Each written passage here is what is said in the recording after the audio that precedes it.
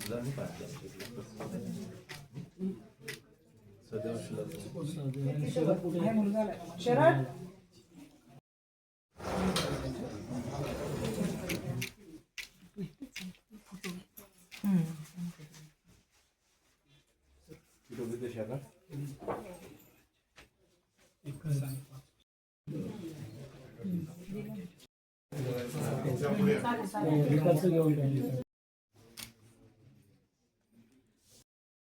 शासनाची जागा असेल तर त्या जागेमध्ये आपल्याला करता येईल.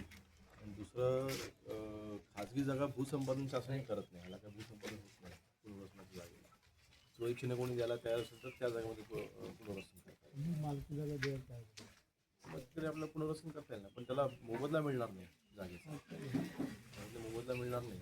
आणि ती पहिल्यांदा जी जागा तुम्ही निवडताय ती सुरक्षित जागा असते. पहिल्यांदा सपाट जागा असते, तिथे भविष्यात अशी कुठली घटना होणार नाही खात्री करून मिळणार.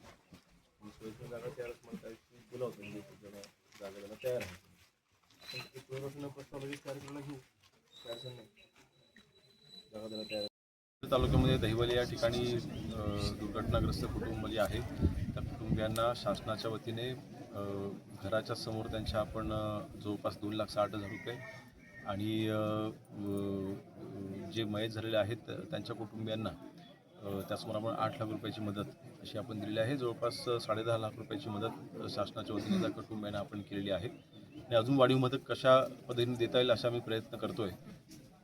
नक्कीच त्यांचं झालेलं नुकसान आहे ते आम्ही भरून काढू शकत नाही, परंतु या आर्थिक मदतीने नक्कीच त्यांच्या कुटुंबियांना एक आर्थिक आधार मिळेल आणि त्यांचं कुटुंबियांचं आणि घराचं जे नुकसान झालेलं आहे पुन्हा भरून काढण्यासाठी त्यांना ह्याची मदत होईल.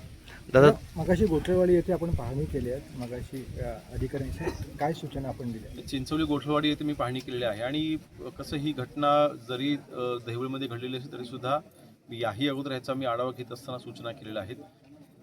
कायमस्वरूपी पुनर्वसन हा ह्याला मला वाटतं शेवटचा पर्याय आहे. आणि कायमस्वरूपी पुनर्वसन करायचं असेल तर पहिल्यांदा जागा निश्चित करावी लागेल. जागा निश्चित करण्यासाठी ती जनतेच्या आणि लोकांच्या म्हणजे त्यांना जी जागा अपेक्षित आहे तीच जागा निवडणं हे अपेक्षित आहे.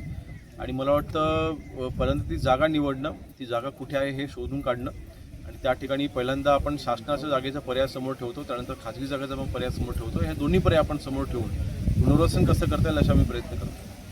दादा, तालुक्यात यंदा खूप मोठ्या प्रमाणात भूस्खलन झालेलं आहे. अजून पावसाळा शिल्लक आहे. काय नागरिकांना आव्हान कराल? आणि मला वाटतं ह्याच्यामध्ये एक तात्पुरता उपाययोजना आणि कायमस्वरूपी उपाययोजना अशा 2 उपाययोजना असतात.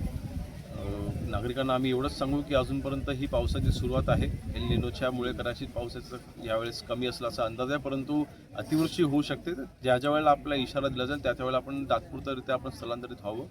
कायमस्वरूपी ज्या वाड्या धोक्यामध्ये आहेत असं शंका वाटत आहे त्या ठिकाणची कायमस्वरूपी पुनर्वसन करण्यासाठीचा आम्ही तिथे प्रस्ताव आम्ही तयार करतोय.